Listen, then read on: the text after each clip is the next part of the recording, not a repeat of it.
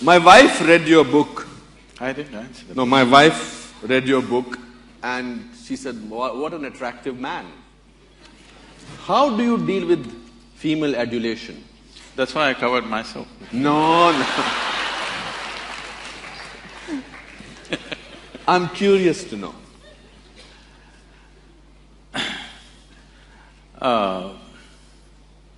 The thing is, this is a very human ailment that all the time we have to recognize people by their gender. No other creature has this problem. All other creatures on the planet, when their hormones rise, they know who is female, who is male. Otherwise, they're just there. Human beings have got this ailment. 24 hours, 365 days, they can't think of anything other than body parts.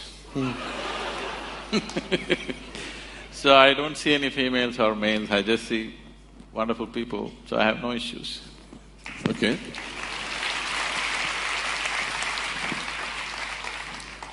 There's a very intriguing… people make these great prophecies about world coming to an end, etc. Will the world come to an end in 2012? So all those people who firmly believe that the world is going to come to an end the coming year, what date do they know? We are in September 20… No, do they know what date it will come to? No date mentioned. There was a date mentioned last year. Okay. We've crossed that, thank God. What I would tell them is, we have a lot of work to do. I have lots of work to do. 2013, 1st January, because anyway 2012 the world is going to end. On 2013, 1st January, all your wealth and money and everything, please write it to Isha Foundation, there's work to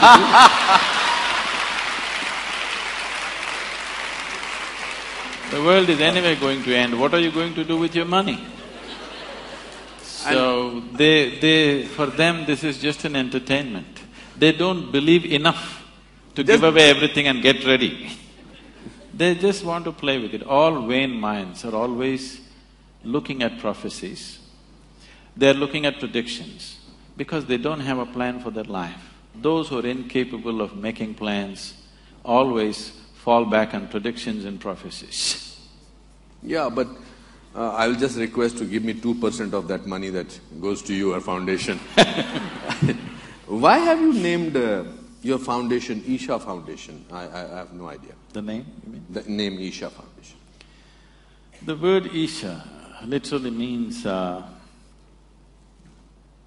which is in charge, or that which is the source of creation, or unmanifest or formless divinity is referred to as Isha. If you give it a form, it becomes Ishwar. So, the yogic system is not looking at form. We are not against forms. We can use forms as a part of our growth. But essentially, the existence, the whole existence, if you look at it, not a single piece of creation, not a single atom in the existence can happen without the hand of the Creator in it. So, the forms are there, every form can be seen as divine, but essentially it is formless. So to attain to that, the yoga is the method to attain to that. So right now as you sit here, this very body was created from within, so the source of creation is very much within you. So to attain to that state is the fundamental goal, so it is Isha Yoga and Isha Foundation. Okay. Do you pray?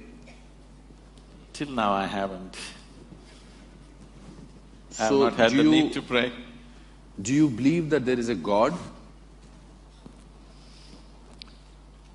Let's come to this. Before we handle God, let's handle belief first. Why do you believe something? One believes something because they are not sincere enough to admit that they do not know. There are only two ways to be. Either you know something or you do not know something. But whatever you do not know, when you bullshit yourself, it's called as belief. Instead of simply admitting, I do not know, you want to believe something. Somebody believes there is God, somebody believes there is no God. Both are in the same boat. They think they're different, but both of them are not straight enough to admit that they do not know. What is the problem in seeing what I do not know as I do not know? They have a problem because they do not understand the immensity of I do not know. I do not know is a tremendous possibility. Only if you see I do not know, the possibility of knowing arises within you. If you see I do not know, the longing to know will come. If the longing comes, seeking will come. If seeking comes, the possibility is alive in your life. Everything that you do not know, if you believe, you're destroying the very possibility of knowing. So coming to God, there are various kinds of beliefs across the world.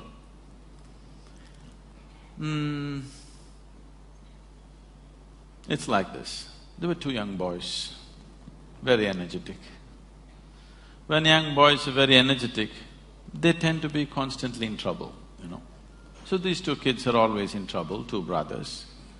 The parents are very embarrassed that the whole neighborhood is discussing their children. They want to fix them. It's easy to reproduce, but you don't know how to fix your children, do you? So they decided to take them to the local parish priest. They decided to take the younger boy first because together they're strong. They took the young boy, made him sit in the priest's office and they left. The priest walked in. With his long robes, he walked up and down, creating the necessary drama, you understand. Because drama is needed for effect. Absolutely. So he was setting up… We are on the stage. Yes. He was setting up the situation and the little boy was doing the ping-pong act, watching the priest moving around. And in mid-stride, he worked out a strategy. If I remind this little fellow that God is within him, all his mischief will go. This is the whole problem. People who have never raised children, they have fabulous ideas about how to do it. People who have raised children, they know no damn idea works. If you have the love and commitment, you wait out the problems, otherwise you suffer. That's all there is. But I think maybe when people are enlightened, they don't think that there is a God existing. No. There are people who are not enlightened. There are people who don't have enough money to sort of… they have to depend on somebody. They say that… Let me finish the joke. Sorry? Let me finish the joke. Okay. My problem is that I can't hear you what you are saying. There is something with the speaker. The monitors, please, if you can do something. No, I need to do something about this because I'm not able to hear what you are saying. Okay. So, I don't know how do we go about it. Some speaker has to turn this side so that I can hear what exactly are you saying. So is there anybody from the technical team who can do that? Turn the music monitors this side, please. Yeah, is it good? Hello? Yeah. Yes. Thank you. Thank you, sir. So the priest worked out a strategy, how to get the mischief out of this boy. He thought if he reminds him God is within him, all the mischief will go. So he stopped mid-stride and in a booming voice he said, "Where is God?" The boy looked bewildered, looked all over the office because if God is, he must be somewhere in the priest's office. So then the priest saw the boy not getting the point. So he leaned on the table. He wants to give him a clue. So pointing at the little boy, he asked, "Where is God?" The boy looked even more bewildered and looked under the table. Then the priest thought, okay, he's not getting it, he wants to give him a proper clue. So he walked around the table, came to the boy, tapping on the little boy's chest. He asked, "Where is God?" He's telling him it's here. The boy just got up and bolted out of the room, ran to the place where his elder brother was, and he said, "We are in real trouble." The brother asked, "Why, what happened?" He said, "They lost their God and they think we did it."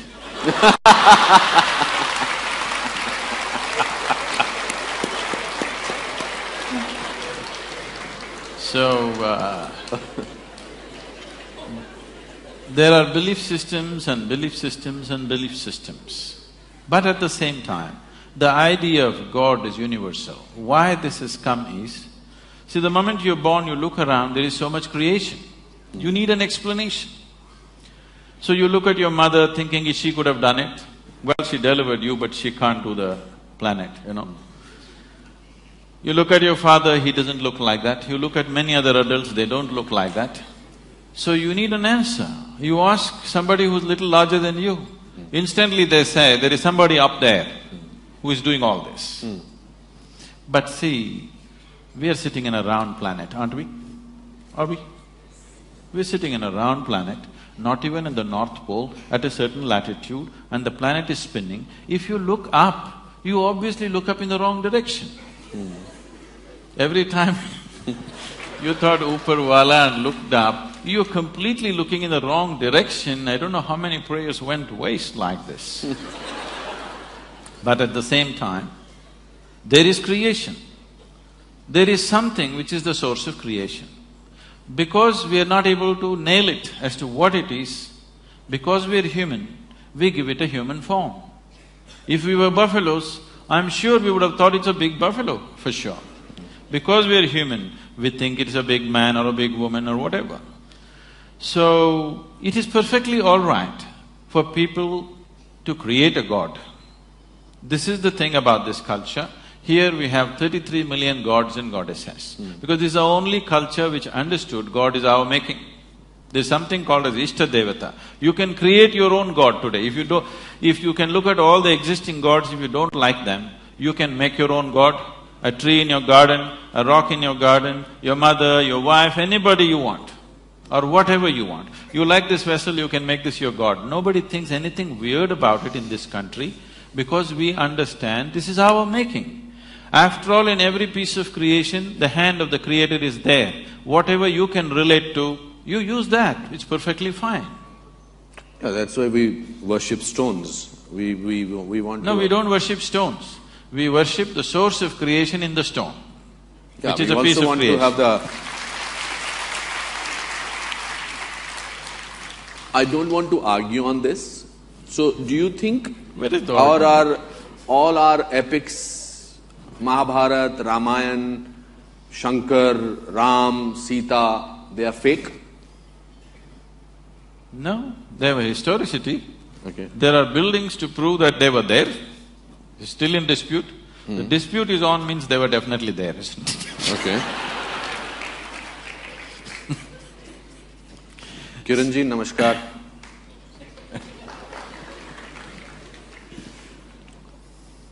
No, I will still want to probe a little further on this topic. We have a major mandir, masjid issue, Ayodhya issue, etc., etc. We are still fighting about that. So, why is all that fighting going on? If there is no God, or if there is a I did not belief. say that. No, you said there is a belief, people needed somebody as a belief of God. All the fight in the world is not between good and evil as people project it to be. All the fight in the world is between one man's belief versus another man's belief. If you saw, I really do not know, you wouldn't fight with anybody. Because you believe one thing and somebody believes something else, you're invariably going to fight today or tomorrow. It's just a question if you can manage them for some time. Someday it'll spill out on the street. So, it is time. See, there was a time when people worked with the instrument of belief, when the human intellect was in a certain way. Today it is time, there is substantial intellect on the planet. Today it is time that we establish a certain level of seeking in a human being rather than just pumping him up with belief. Why do people believe you? Who said they believe me? This is a huge full house. No, they're looking… Everybody is they're clapping. Sitting there evaluating every word that I say. I don't think they believe whatever I say. To me, they look smart enough to understand and evaluate. I have performed in this auditorium, it's never been so full. So there has to be some in their belief in you which makes them look up at you. Why do they trust you? Why do they believe in you so much? Now let's take off the word believe. Yes, they trust me. Okay, I mean, my word may be different, but I think it is belief. Do you think it is belief also?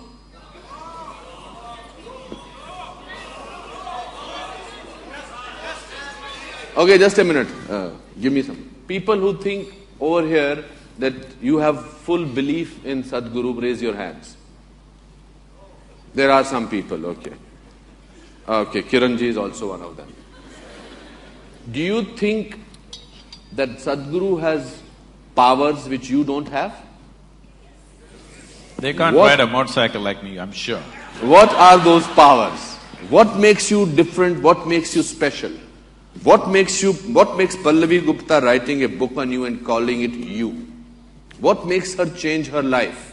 What makes people over here, so many people I know who will not come to a function like this, they are here and they are here on time. What is it in you that makes you different? Because they know if they don't come on time, I won't let them in. But they dare not do that. So what makes you different? Also, I read in the book that at the age of 9 or 10, you wanted to find out things. You got hold of snakes, you went into the darkness, you went into the cycle and you wanted to see whether the cycle, you fall down from a ditch. Today, if any 10-year-old child will start doing it, he said, I'm going to ape Sadhguru because he did that. I don't think any of the mothers are going to let them do that. So what is it which is so special about you? It is not special. It is just that, there was a time when we were promoting Isha Yoga, we used to print a brochure and it said, ordinary to extraordinary. Okay. So they come day 1, day 2, day 3, and we are teaching them some basic fundamentals of their life that they've missed, for sure. Simple things. And then they asked Sadhguru, you said you will become extraordinary. We thought we'll become extraordinary or we will become special. I said, I never said you will become special. I said you will become extraordinary. More ordinary than others. Everybody is desperately trying to be special. When you don't try to be special, when you just live as life is, that you don't try to make yourself special, because wanting to be special is coming from a certain an emptiness or a certain inadequacy within a human being. Where is the need to be special? Every human being is unique in his own way. If he tries to be special, he'll only end up aping somebody, he will not be himself. So, when the life is unique, every leaf on the planet is unique, every atom in the existence is unique, where is the need for you to be special? Being unique is better than being special, isn't it? So what is different? It is not a question of something being different, it is just this. See, the very nature of the existence is like this, the very nature of what's happening around you is like this.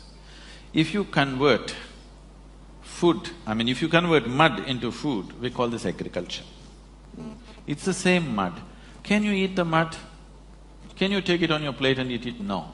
But if you wait, you put a seed and wait, the same mud becomes food, and how we value it and eat it. But it is something else, but when you eat it, it becomes flesh and bone, it becomes you, and it's so valuable for you and so many other people.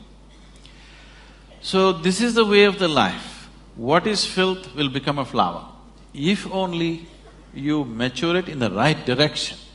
This flower, its beauty and its fragrance comes from filth. The more filth you put at the root, better the flowers will grow. So, the question is not about what is different, the question is not about what is special, the question is just about, will you allow yourself to mature or will you let yourself just roll in filth? You have not yet answered my question. I feel that it's important for me to know. Yes, right now. What is unique about you? What you said is fantastic, because that's what we all know means, No, why is it that we've kept the flowers here, not a lump of earth? Simply because it's the same thing, but it's flowered, that's why you keep it here. That's all with me. So, you do admit that you are special? I have flowered, not special. Okay, let's not go by the words.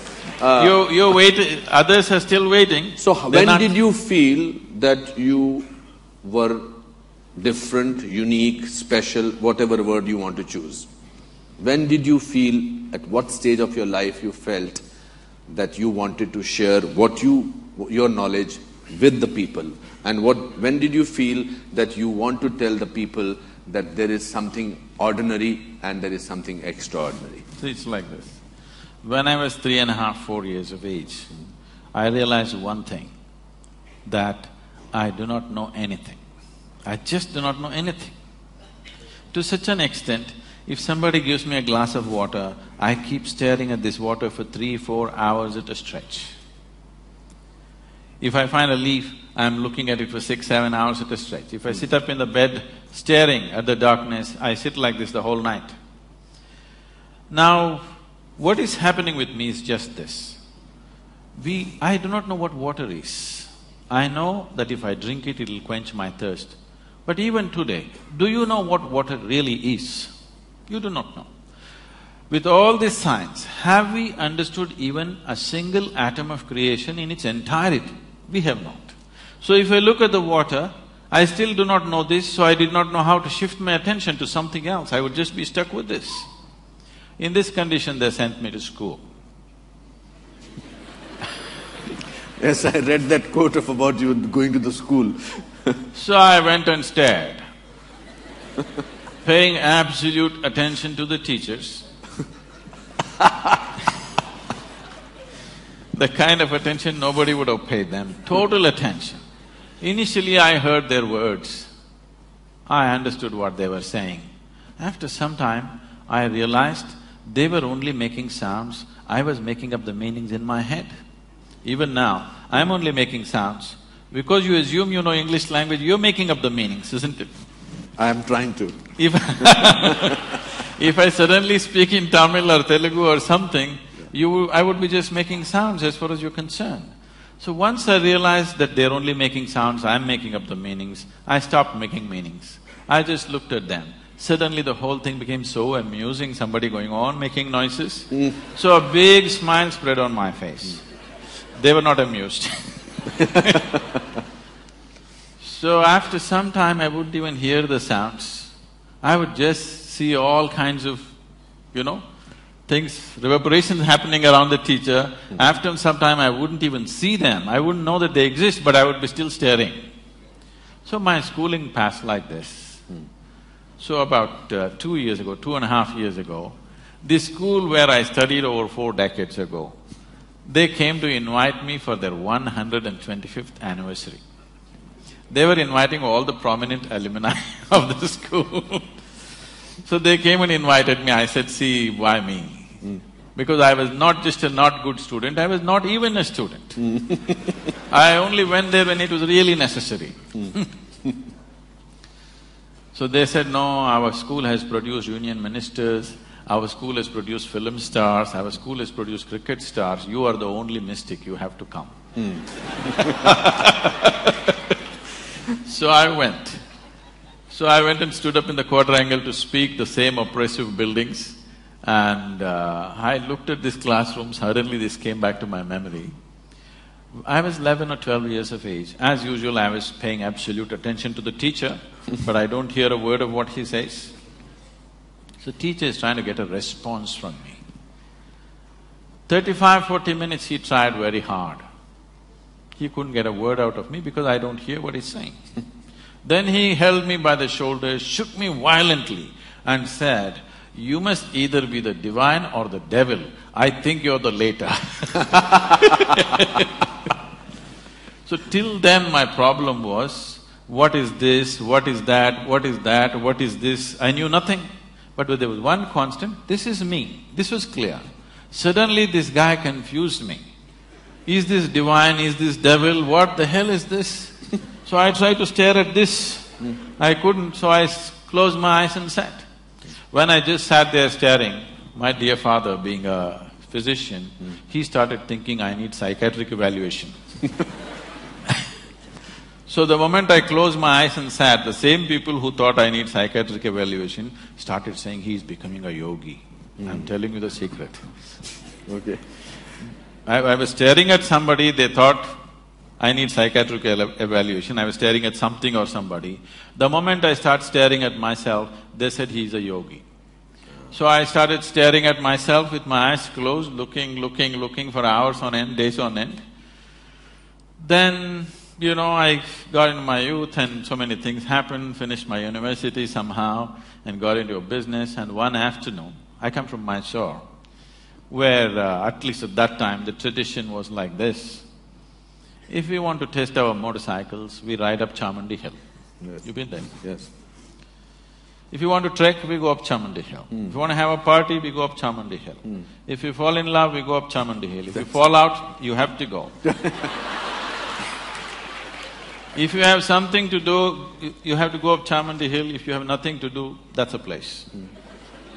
So one afternoon I had nothing to do, so I rode up Chamandi Hill, parked my vehicle there and climbed up to a place. I know this place, the whole hill very, very well. So I sat on a rock, my eyes were open. I did not even close my eyes. Till that moment I always thought, this is me, that is somebody else. I have no issue with that somebody, but this is me, that's somebody else. Suddenly I did not know which is me and which is not me. What was me was just all over the place. The very air that I breathe, the rock that I sit on, the atmosphere around me, just everything was me. I thought this madness lasted for about 5–10 minutes, but when I came back to my normal senses, 4.5 hours had passed. For the very first time in my adult life, tears were flowing. Me and tears were impossible. I looked like this. My shirt is wet, to that extent tears are flowing. I've always been happy and peaceful, that's never been an issue. But every cell in my body was bursting with ecstasy. I did not know what hit me. When I shake my skeptical head and try to figure what's happening, the only thing that my mind could tell me is maybe I'm going off my rocker. The closest friends around me, when I said something is happening to me, look at me, they said, what did you drink? What did you take? This is all they could ask. So, I did not know what I hit. I did not know what happened to me. All I knew is, I have hit a gold mine, I don't want to lose it. So if I sat down, I would be just simply dripping ecstasy like this. To a point, I think it's 2 minutes, 7 hours, 8 hours have gone. Once I sat down like this, and I thought it's 25–30 minutes. And when I opened my eyes, there were garlands around me, people pulling my legs, Indian tradition. And somebody asking how to do his business, somebody asking when his daughters will get married. And I thought, what happened? Where did these people come from? I've been sitting there for 13 days. I thought it's 25–30 minutes. Oh. Because I just lost sense of time. If I sit like this, time just flies off.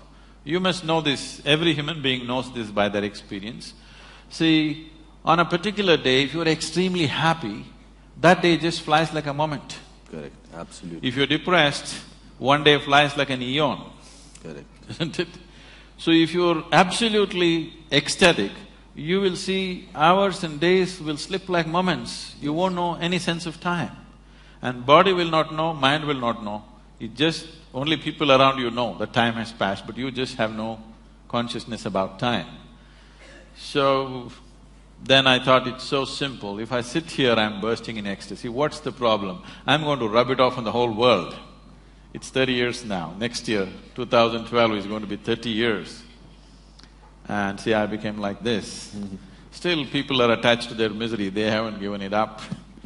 We have touched a few million people. Today I can say that a few million people, if they close their eyes, tears of ecstasy will flow out of them every day. They're like that, millions of them. But millions are not still the world. So as a part of this, now I decided, if people don't want to live in ecstasy, at least let them die in peace.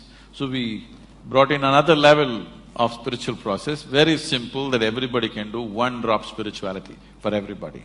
At least it'll let them die in peace. How do you… that was a wonderful story what you just spoke about, tears. How do you explain, if you have to explain spirituality to a common man who does not understand, how do you explain what is it being spiritual? See, what is physical about you? You gathered, isn't it? You gathered over a period of time. Yeah. What you gather can be yours. I'll not dispute that now. Okay. But it can never ever be you, isn't it? Okay, if you can simplify that for me. See, right now, as I'm speaking, I take this vessel and say, this is my vessel. all of them will think, oh, Sadhguru's got a problem. But I have a reputation of being wise, so they will wait. Let's see. But after some time I say, this is me, then they'll say, let's go. Because this is a clear sign of insanity. This is happening to you every day. See now that water, is that you? I feel like doing this.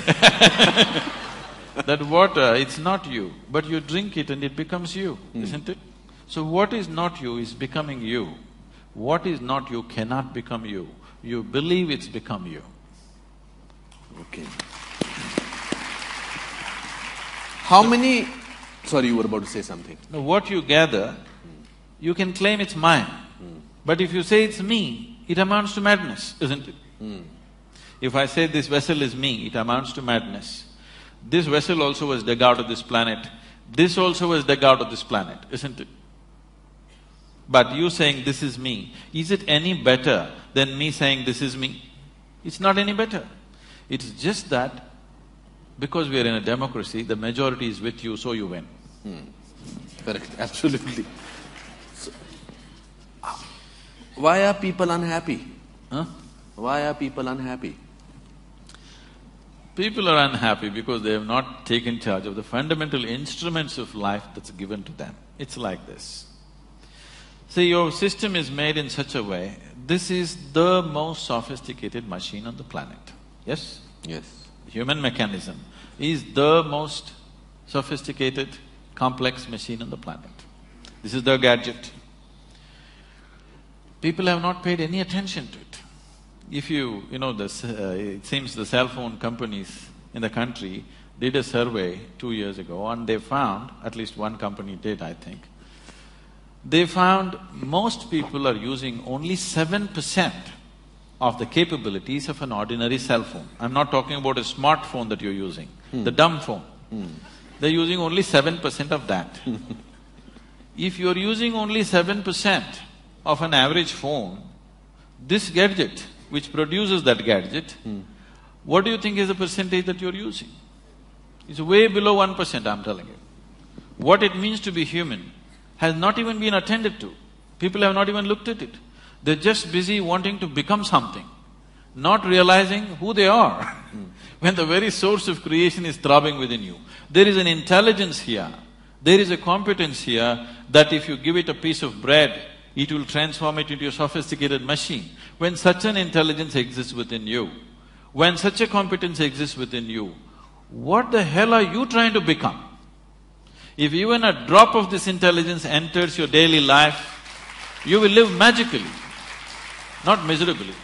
So misery is not a product of Mumbai.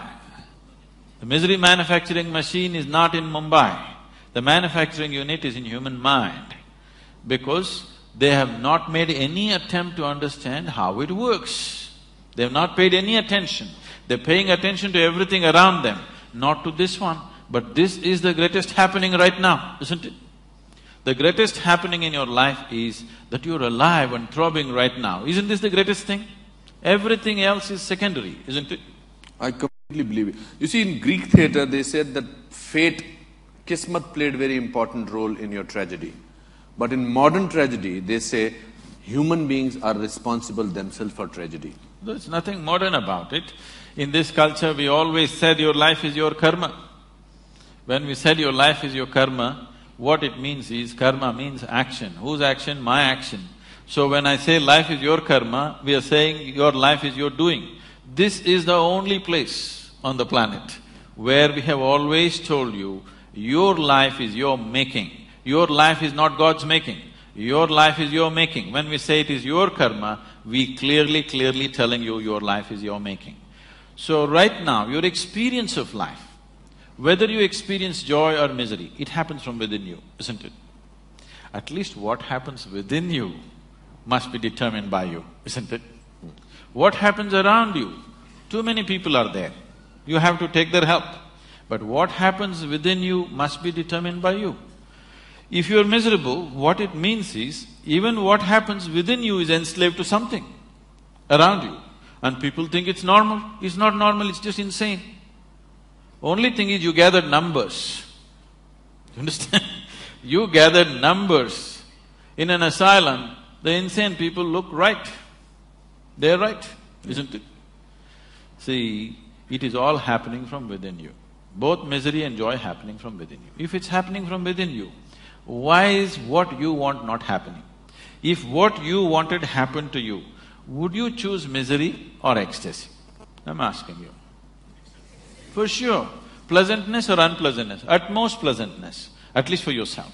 What you want for your neighbor may be debatable. What you want for yourself is the highest level of pleasantness, isn't it? If it's not happening, it is not because of this and that. It is just that your body is not taking instructions from you, your mind is not taking instructions from you, your emotions are not taking instructions from you. Nothing in this is taking instructions from you. When you say, this is my body, it is supposed to take instructions from you. When you say, this is my mind, it's supposed to take instructions from you.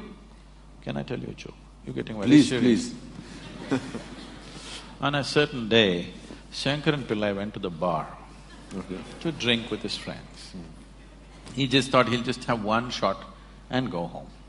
But you know, once they have a little bit of drink, they become timeless like yogis. So, a few drinks happened, then he looked at the watch like this. It was 2 a.m. But the wife's rule at home is 8 p.m., he must be home. It's 2 a.m. He got really disturbed and he wanted to rush back home, so he thought he'll find a shortcut and started running through somebody's garden. And because of unknown terrain and also Drunk.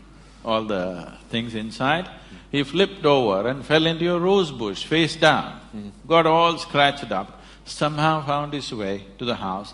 It took another 20 minutes to find the keyhole. He found that and just slowly crawled up and went into the bathroom and looked at himself. He looked a true mess.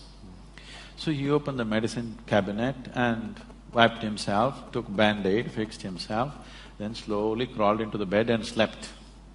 Morning 8 o'clock, the wife brought a bucket full of cold water, threw it on him and asked him to wake up. He got up. She said, "You fool, once again drinking." He said, "No, honey, since I promised you 6 months ago, I haven't touched a drop." She held him by the shirt, dragged him into the bathroom and showed him. All the Band-Aid was on the mirror. Now, this is the attitude people are taking. Right now, if this is feeling unpleasant, you want to fix that one. No. If this is feeling unpleasant, you need to fix this one, not that one.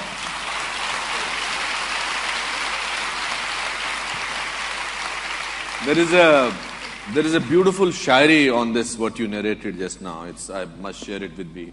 It says that umr bhar yun hi ghalatiyan karte rahe, umr bhar yun hi ghalatiyan karte rahe, धूल चेहरे पर लगी थी, हम आईना साफ करते रहे.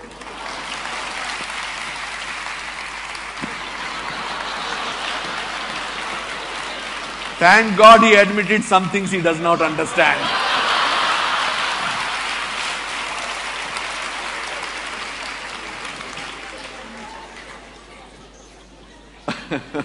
It's a language, not the poetry.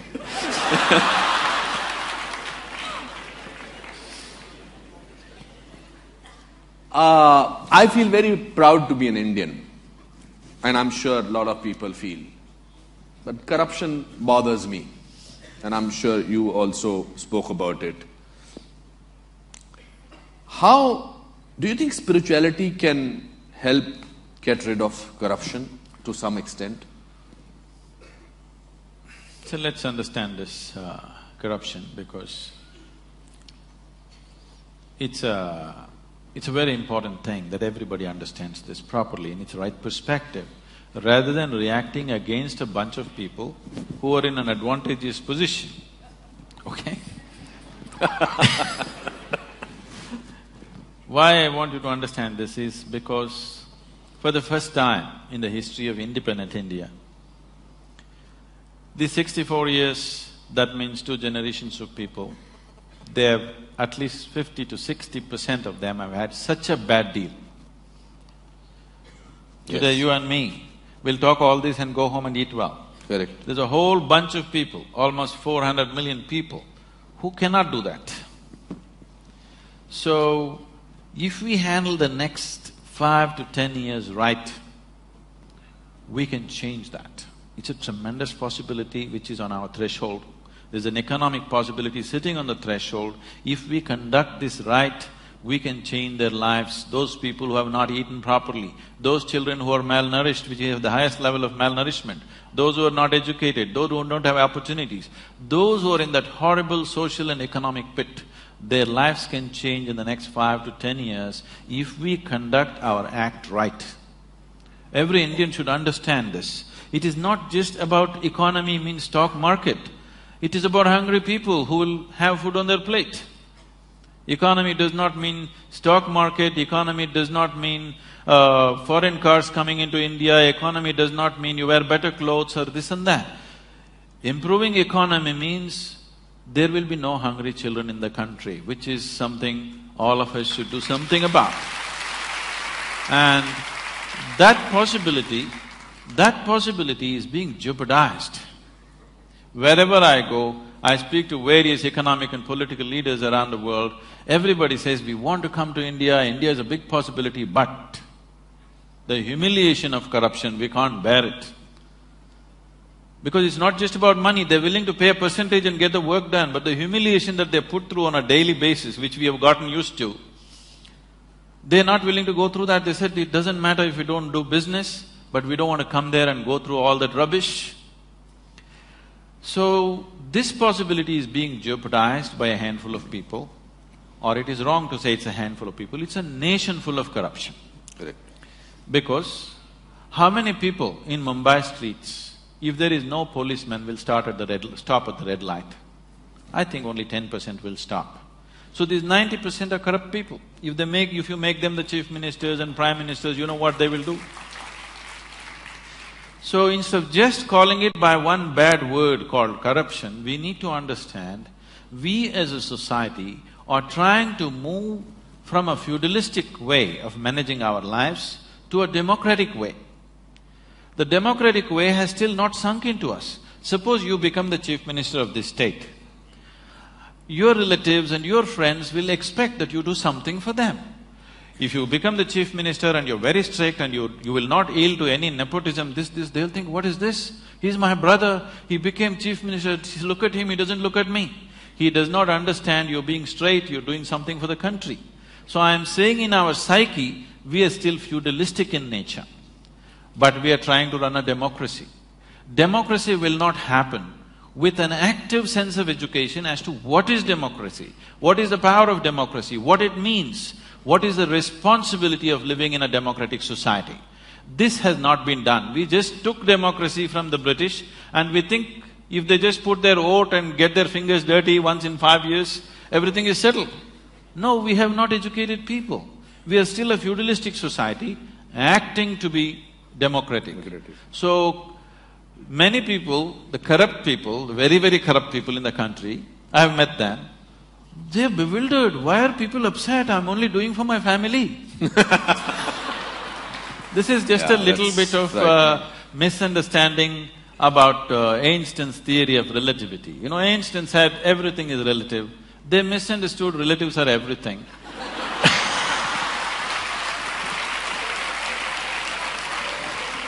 Let me ask you a hypothetical question.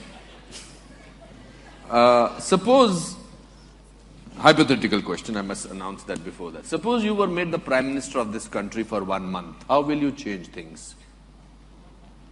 See, there are enough instruments in the democratic process. Making me or anybody a Prime Minister for 1 month is a cruel thing. Okay, for 5 years? Yes. So you admit that 1 month is not sufficient? No, because 1 month is a very cruel joke. It doesn't matter who comes to power for 1 month, he can't do anything in a nation as diverse as India. To get this nation moving, you need to understand this. You cannot move this nation with policy, with rules. You can only move this nation When anything that you want to achieve in this country, you make it a movement. If you do not make it a movement, if people do not emotionally connect to that, no rules, no policy is going to work in this country. It is only people who have been implanted from somewhere, who have not grown up with Indian people, who do not understand this. They think if you make a rule, everything is going to work. This is not Switzerland. If you announce on the notice board, everybody will follow. Here you have to make a movement out of it. You have to make people connect emotionally to what needs to be achieved. If you are not able to do that, nothing is ever going to happen. So, whoever becomes the Prime Minister, I don't want to imagine myself there. Okay. What do you think should be done?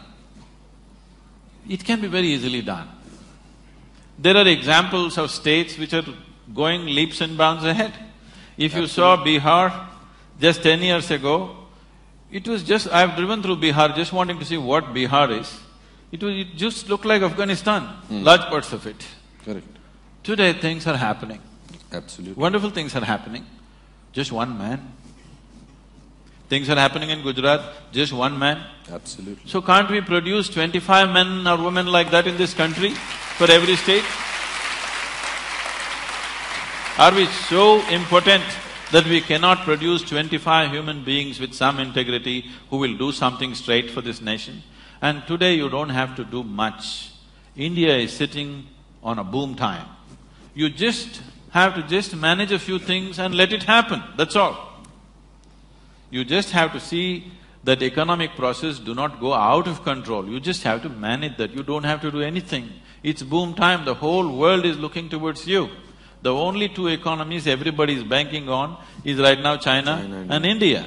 India is better equipped because it's a democracy, because all the numbers are scrutinized, but what is in China cannot be scrutinized, so many people are very suspicious and fearful because it's supported by the government.